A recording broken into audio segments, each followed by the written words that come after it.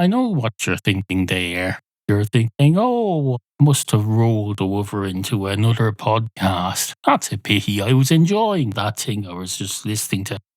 Are you really, though? Because you barely noticed the ending. You heard my voice and then you were suddenly jerked out of it. You suddenly thought, wait a minute, that's not what I was listening to. And I bet you the fella you were listening to on the previous podcast, he didn't just fade out or suddenly stop. He gave you a chance to notice that he was finished. He probably said, well, thank you very much for listening.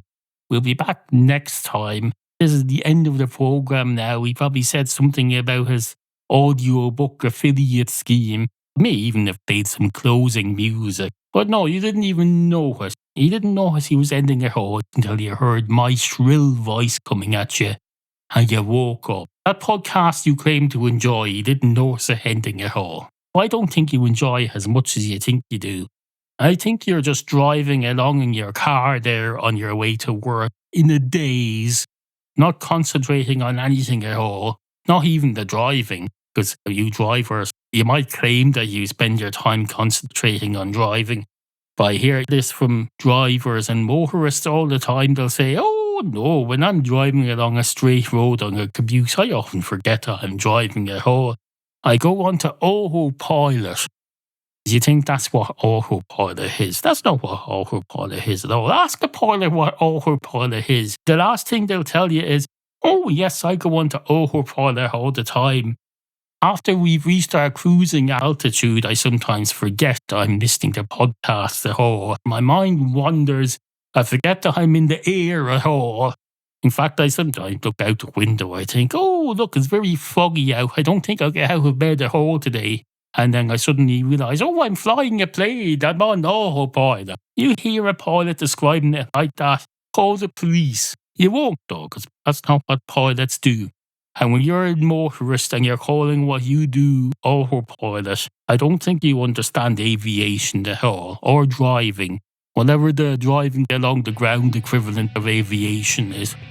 You are supposedly navigating along the ground and getting somewhere, and you are getting there. No, don't get all high and mighty and think that you're like a pilot.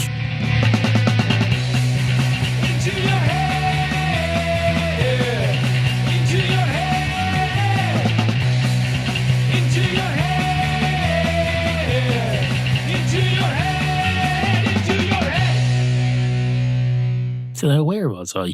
Oh yes, you motorist. You go along your road and you're listening to music. You're going, oh, bippily, bippily, bop, boppily, bippily, bip. You're singing along to the music. It's getting into your head. And you get an earworm. You spend the rest of the day going, bippily, boppily, bip, bobbly, bippily, bop, bippily, boppily, bip, boppily, bippily, bop. You think, oh, this is very catchy. It's going to be stuck in my head all day, though. I wish I didn't like catchy stuff. I was going bibbly, bibbly, bop, boppily, bippily, bip, bippily, bippily, bop, boppily, bippily, bip. That's what the young people are listening to nowadays. They go bippily, bippily, bip. I think it's fine. You listen to this music, you hear 3 minutes, and you get great value out of it. It's in your head for hours or days afterwards. It's excellent value for 3 minutes of listening to the radio. And maybe for every 3 minutes of radio you listen to, there's about 20 seconds of commercials as well. So you're paying for that by listening to 20 seconds of commercials, and you're getting entertainment that's going to be stuck in your head for possibly a day and a half. You get bippily, bippily, bop, boppily, bippily, bip, bippily, bippily, bop, boppily, bippily, bip, bippily, bippily, boppily, boppily, bippily, bippily, bop, bippily, bippily. Let's play Monopoly, bippily, bippily, bop.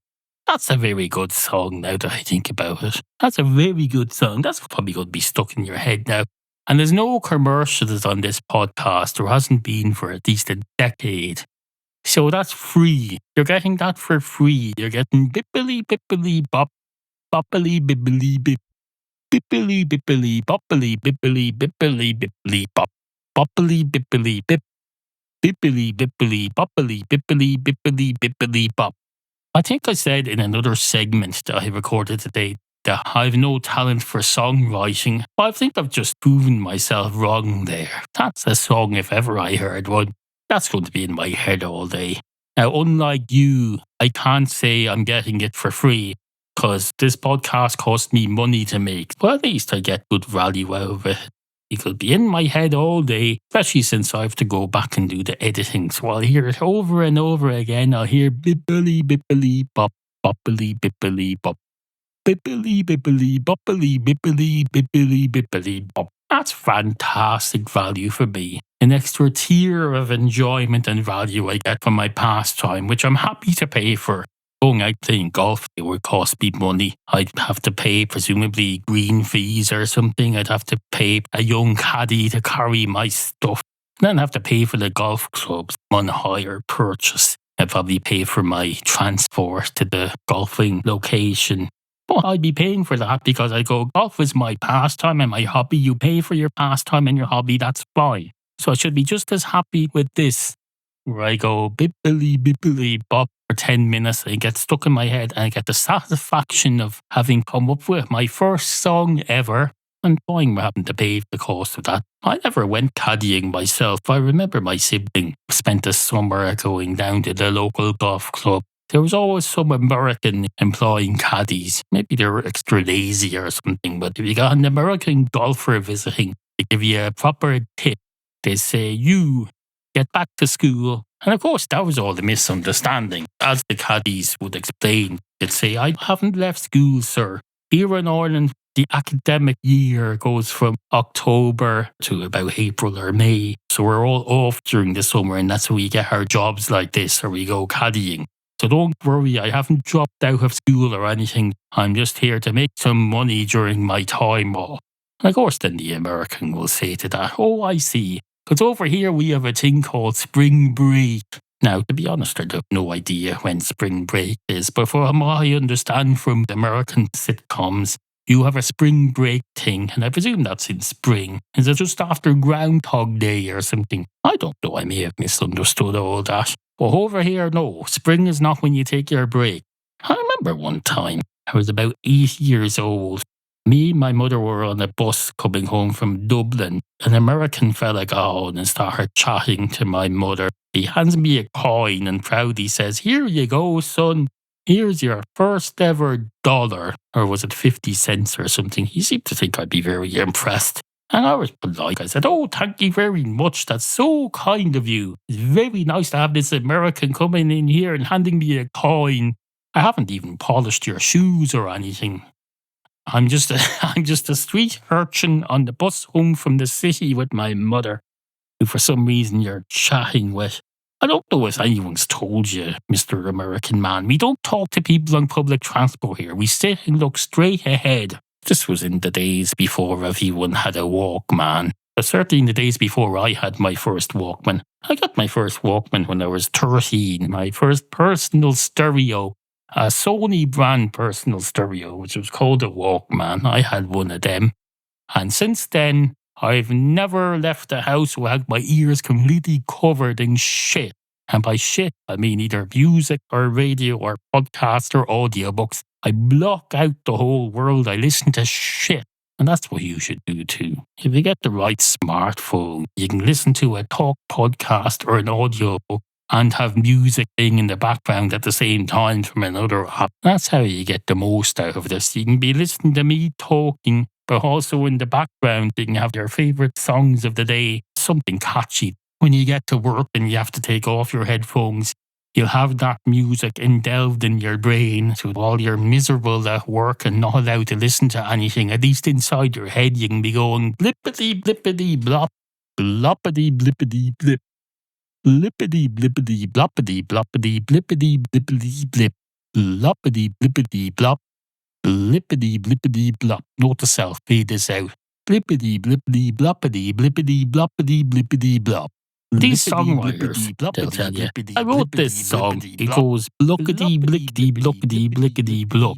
I wrote her about a particular event in my life that I don't wish to share. But if the listener listens to that, they're going to interpret it whatever way they want, whatever point in their life they come across my song. It'll have some meaning for them that might not be the same meaning as the writer had. Different listeners derive different meanings according to their own life circumstances, and it's absolutely fine. So if people are listening to my song where I go blickety blockety blickety blockety blick, they interpret it as meaning blockety blickety blockety blickety blick, because it just so happens that's what's going on in their life at that time. I, as a songwriter, I'm very glad they're able to adapt it to their life. And if someone else hears it and thinks, oh, that's interesting, that reminds me of plickety plockety plackety plockety blick, which is a sentiment, a sentiment that, which is a sentiment that I found has helped me in my life. That's great as well. I, as a songwriter, I'm happy to have helped both of those people. They're the lunatics, but there's nothing wrong with being mentally ill. If I've helped them live with that, great. Which I think is a bit misguided. If someone's mentally ill, you don't want to help them live with being mentally ill. You want to cure them. Shouldn't be encouraging people to stay mental. Oh, maybe I should. I don't know. I'm not really qualified to speak on this topic. I don't mean the mental illness thing. I mean the songwriting thing. I've never written a song in my life. I've written some poems. You can find them at intoyourhead.ie. But no, I haven't written any songs. Never written a song in my life. I wouldn't know where to start. I suppose you'd start with a chorus. Let's see. Blickety blockety blue. Blippity bloppity blee. Lippity blockety blue. Oh, that's going to be a problem. That belch, that wasn't intentional. I'm not going to be able to reproduce that. If that comes out in the middle of a chorus, what am I supposed to do? Just sample it like a rapper and have her just repeating. So I only ever sing one word and it's a belch and I just repeat that on a synthesizer or something. There's not much creativity in that. I'm here to exercise my creativity. If I'm just going to belch once and say, oh, that'll work, I'll turn that into sample and we'll just repeat the belch over and over again. I'll have a keyboard here, so when you press the button, it plays the belch at different lengths depending on how you press it. I don't think so. That's just not very satisfying to me creatively. Maybe it's satisfying to some of you. There are people listening to this who create music. A listener, Mitch, years ago, sent me in this thing. He goes, are you going into your head? Mitch wrote that and performed it. He sang it and he put guitar on it. It's reminiscent of an old song that goes something along the lines of, are you going to Scarborough Fair? Now, Mitch didn't say, are you going to Scarborough Fair?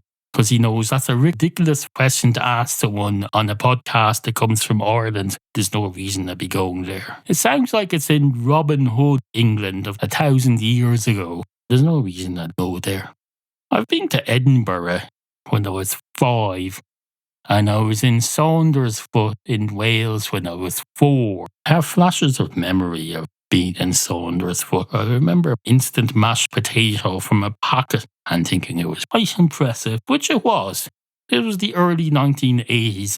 Instant mashed potato from a packet was very impressive at that time. You get the stuff in a packet, it was powder. You'd add boiling water to it. You put in a bit of salt and butter. It was like mixing concrete. You give it a couple of minutes and then eventually it turns into mashed potato. I say it turns into mashed potato. It was mashed potato from the beginning. Weirdly, you can turn stuff into dehydrated powder and then turn it back into mashed potato and it remains mashed. How does it stay mashed? That doesn't make sense to me. That's why it's so miraculous and impressive. Mashed potato is very impressive and we should all be impressed by it. Even in this day and age, 30 or 40 years later, mashed potato from a packet is still very impressive. You go back and tell someone from the Stone Age that you're able to do that. They'll say, what in the name of Jesus Holy Christ? And you'll say, of course, wait a minute, you're from the Stone Age. Jesus Christ wasn't born in your era. He was born later on, and they'll say, yes, we're just forming sounds with our mouth here. Just because you've heard my Stone Age mouth make some noises that happen to sound a bit like Jesus Christ, that's just coincidence. That's like the thing where 1,000 monkeys and 1,000 typewriters eventually write the complete works of Shakespeare if you leave them long enough. Now, you might argue that leaving them from the Stone Age until our current era might not be long enough. But they're not writing Shakespeare. They're coming up with a noise that sounds like Jesus Christ. It's only 3 syllables. It won't take as long. You don't even need typewriters. You just need a couple of million Stone Age humans making mouth noises, grunting a bit. There's a good chance that in the couple of thousand years from there up until the time of Christ, one of them will have accidentally spoken the word Jesus Christ and not have meant to be saying that word. It's just a coincidence. It's perfectly possible. Ask any scientist who's an expert in chance. When you're finished asking them how to win the lotto, you're greedy. Are you going into your head? I've produced thousands of notes on this harmonica. Thousands of them. Thousands of notes. I've just blown into this thing and out the other end come notes. Now, how that works, I don't know.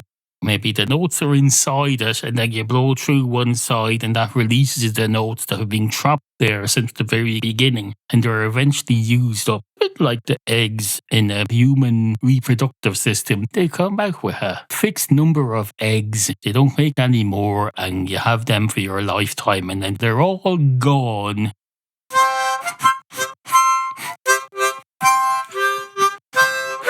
There goes another few hundred notes. Oh wait, that's about, what was that, 17, 18 notes I played there? I don't know. I don't know very much about music, to be perfectly honest. I don't know how to play a harmonica. You see Stevie Wonder with a harmonica sometimes and he holds it up to his mouth and he blows into it and some music comes out. Now, I'm not like Stevie Wonder. I am vision impaired, but I'm not at Stevie Wonder level quite just yet. So maybe there'll come a time when I'm able to play the harmonica like he does. But he started when he was a child. He probably got his first harmonica when he was about 3 or 4. They said, "Oh, little Stevie Wonder, you've mastered the piano and the organ and the singing and the writing songs and the moving your head from left to right and smiling like a grinning idiot. All you have to do now is master the harmonica. So here's your first harmonica, little Stevie Wonder." Now, you may think I'm patronising him by calling him Little Stevie Wonder. That's the name he went by as a performer when he first started out. He was called Little Stevie Wonder. Look it up if you don't believe me. Stevie Wonder went by the name Little Stevie Wonder. There came a time someone said, "We can't be calling you Little Stevie Wonder anymore. You're 84. You reached a height of 6'5" when you were about 40, and since then you've been shrinking. So you're going to be little again soon, but people are going to think we're calling you that to make fun of your decreasing stature because of your old age." And that's going to sound cruel. People are going to wonder why you're smiling while being treated like that. I suppose at some point in his old age he might shrink to the point where it's appropriate to call him Little Stevie Wonder. But no, we won't do that because it'll just be taken up the wrong way. It'd be like if you try and shove a harmonica up your arse and play it with your fart wind. That's called taking it up the wrong way. No, don't do that.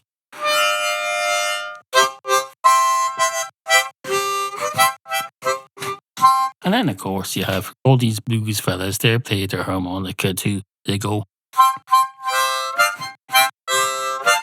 A lot of these harmonica players, they put the harmonica on a frame that sits on their shoulders so they don't have to touch it and they can pretend I don't actually respect the harmonica as an instrument at all. It's just an additional thing.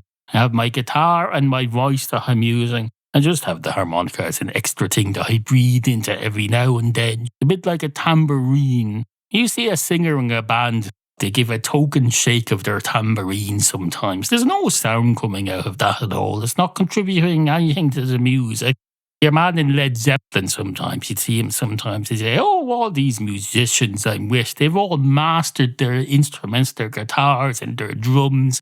They're always getting praised for it. All I have here is my voice and my weird-looking head. I want to be respected as a musician too."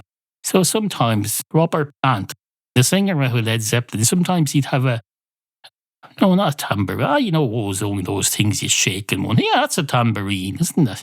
They shake it a bit in one hand, like, "Oh, look, I'm contributing to this melodious music." You are not. For one thing, you're drowned out by the 8 guitars that your man is playing. For another thing, the mad drummer of the Muppets is your drummer until he chokes to death on his own vomit. I think that's what happened. The drummer in Led Zeppelin, if I remember right, choked to death on his own vomit or something like that. Or was that the fella out of The Who? Every drummer in that era used to choke on your own vomit at an inappropriate age to be dying. There's no appropriate age to be dying from choking accidentally on your own vomit after a night of drinking or drugs. But to do it when you're young and your band is at the height of their thing, that's just a bit much. That's a bit much. A bit much, and it shouldn't have been tolerated. Well, it wasn't tolerated. When it happened in The Who and Led Zeppelin, the first thing they did was shut down the band completely. I don't mean someone else came in and shut it down, like a restaurant that had been found with rodents in it. No, they voluntarily shut it down themselves. They may have tried to reform at some point later, but no, they voluntarily shut themselves down. They said, we have failed to maintain a living drummer. This ecosystem is unable to support a drummer breathing. It's not a fit workplace. You need to shut it down. So they did that. They did that. Once upon a time, there was a dog. A dog. A dog. A dog. Basically a dog. And this dog, he was walking through the fields one day. Walking through the fields, minding his own business. Minding his own business. Stopping to piss every 3 or 4 steps, as dogs do. They stop and have a piss every 3 or 4 steps. Dogs remind me of my father. The last year of his life, he was on what he called pissing pills for his heart. He'd take them in the morning, and then all morning he'd have to stop every 5 minutes for a piss. Dogs do that all the time. They stop every 5 minutes for a piss. They let out a few drips each time, and then they go another few feet and let out a few more drips. They don't have to do that. They could save that up quite easily and have a long piss every hour or two. Well, no, when they're out walking, they just decide every minute I'm going to stop and let out a few drips. Spray a bit here and a bit there. I think it's a bit much. You probably do too, unless you're a dog owner. And there's a good chance that you're a dog owner, so maybe you're fine with it. Maybe you go out with your dog and you see them stopping to piss every 3 or 4 feet and just doing a little sprinkle. Like they're spraying a bit of furniture polish here and there every few steps. They go, oh, this needs a bit of a shine, I'll just spray it. At least with furniture polish, you spray it and then you wipe it, you clean it. You're achieving something there. The dog isn't achieving anything. He isn't achieving anything. He's just walking along, spraying everything. You think that's fine. Not only do you think that's fine, you think that's attractive. You have one of those as your pet. You think, oh, that's a fantastic animal. I'm going to have that as my pet. I'm going to keep it for 20 years. And then when it's nearly dead, I'm going to get another one just like it. Or maybe a bit bigger. Or maybe if I'm getting older, I'll get one that's a bit smaller. Is that what dog owners do? Get to a certain age and decide, oh, I'm eventually going to have to stop having dogs because I'll get too old to look after them. So I'll get one gradually smaller and smaller in increments every 12 years or so. Is that what you do? You probably do. You start off with a very small one when you're young. And then you get gradually bigger and bigger until you're about 35. You have your biggest dog is the one you get around age 35. And then from there on, it's downhill from there. It sounds like a very depressing way to live, if you don't mind me saying so. I don't do that with cats. No. Cats come in one size, and you have them, and then they grow, and then they die, and then you have more, and they grow, and then they die. You don't go, oh, I'm going to get a smaller cat this time. So anyway, this dog, he was walking through the fields, minding his own business, although pissing on everyone else's business. I say that quite literally because in this part of the world, the field is someone's business. Someone is literally making a business out of that field. They're growing food in it, or they're preparing it for animals to graze on. A field is a business. In the civilized world, every field you go into as a dog is a business, and you're pissing all over their business. As bad as if we worry about dogs going to shops. People worry, they say, that dog is going to piss everywhere. And of course they won't if they're a trained service animal. They don't do that, and people who worry about that are morons. But a normal, non-trained dog going into a shop, we think, oh Christ, that dog is going to piss on everything. We say, get out, get out, get out, get out, get out. But then we're perfectly happy to let them walk into our fields where we keep our raw food. We just let them piss everywhere. We worry about the food supply security in this era. We think everything's going to be burned down by the sun or it's going to flood. Well, we have dogs pissing on it and we think that's fine. That's fine. We're not worried about that. The dog is spreading its piss almost as evenly as a combine harvester spreads whatever a combine harvester is spreading. So we're fine with the dog doing that. Perhaps the dog system could be adapted to make farming implements. A little hose that you squirt every few feet. Is there even any science going into their calculations of where they piss, these dogs? There probably isn't. They're just doing it randomly. They're just going, oh, time for another piss, piss, piss, piss, and then on we go. And just lift up our leg. Their system involves getting your leg out of the way first. Can we not just take off one of their legs? There's many parts of the world where the first thing you do when you have a male child is have part of them removed. We remove a bit of them so that his leg gets in the way of everything and you have to lift it up every time they piss, but we just leave that on. Into your head. 2 cats walk into a bar. One of the cats goes straight up to the bar counter and says, a pint of your finest Guinness, please. And the man says, do you know what's a bit weird in here? Nearly every week, you go, a pint of your finest Guinness, please. And I go, certainly, sir, etc., etc. But I clearly know you. You're in here every week. We have long and entertaining conversations, many of which are being recorded and put on a podcast. And yet somehow I don't seem to know your name, and you don't seem to know mine. And the cat says, I do know your name, I just don't use it. If I come in here and I go, a pint of your finest Guinness, please, everybody knows who I'm talking to. It's not going to be confusing if I don't use your name. I'm clearly talking to whoever gives out the pints of Guinness. And the man behind the bar says, I suppose that's true, but I should know your name, surely. You're one of my best customers. That's what's implied, that you're in here a lot. And the cat says, I don't think so, not really. I do come in here at the beginning of every story and go, a pint of your finest Guinness, please. But I don't pay for it, and I certainly don't drink it. You know what, when you listen to these stories, they do all start with me going, a pint of your finest Guinness, please, and you say coming right up. But there's never anything about me drinking it or receiving it or paying for it. No, that's all just nonsense. That's all just nonsense that he says to get going, and then half the time we forget we're even in a bar story. There's no Guinness being transferred into me here. There's nothing entering my mouth. If there happens to be a pint of Guinness put in front of me, it's for another customer. From a certain angle, it looks like the Guinness is being put in front of this cat that it's going to drink it. You never see or hear anything about the cat drinking the Guinness. Never. Not once. If you did, someone would go, wait a minute. Is that in a bowl, or is he putting his paws up on the glass and licking the cream off from the top of the pint glass? That doesn't sound practical at all. That's what they're going to think. And the barman says, I've always assumed that you're a humanoid cat, so your front paws work like hands. You're able to hold a pint of Guinness. And the cat says, I don't think you've thought this through at all. Well, I may well be an upright, walking, talking humanoid cat. Doesn't mean I have fingers. I just have joint paws at the end of my legs and at the end of my arms. Just have these giant clumps of paw. They don't even have fingers. Just these things with claws on them. You might as well be saying, oh, Edward Scissorhands walks upright, appears somewhat able to talk. So he's a perfectly average, normal human being who should be able to do anything he wants with his hands. That's not the case at all. Not the case at all. And the barman says, I must say, you're giving me something to think about there today, cat.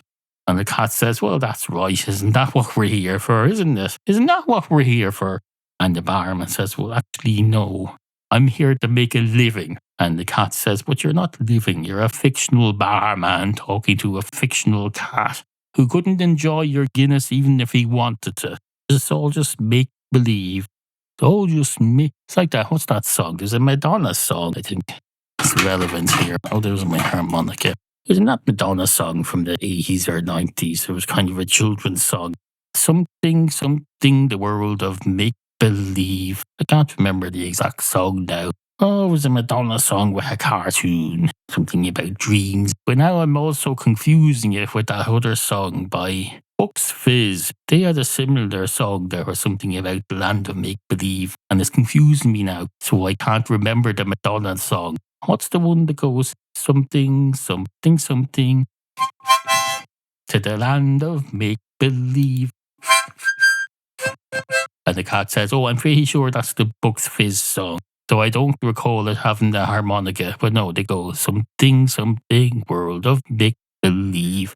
And there's the four of them there grinning like idiots. Not that there's anything idiotic about grinning. It's very good for you. Smiling, from what I understand. Now, I'm a cat, so I can't smile. I don't have the proper muscular facial equipment to do that. But I understand smiling is very good for you. It makes you literally happy just by smiling.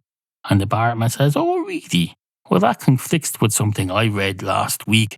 There's people who smile so much, they do a fake smile so much that it becomes a psychological problem. And the cat says, oh, I see. Well, we swap links and we'll both have a read of what each other read about this. Because I like to check all sources. And the barman says, certainly, if you send me on the thing that you read. And the cat says, I certainly will. Now, how does that Madonna song go? And the barman says, I can't for the life of me remember. It was definitely a cartoon video. Maybe I'm remembering it wrong and there was some sort of porn video she was doing and it wasn't for children at all. Because I remember there was that Like a Prayer thing everyone thought was a religious hymn for years. And then we found out it wasn't. There was absolute pure filth.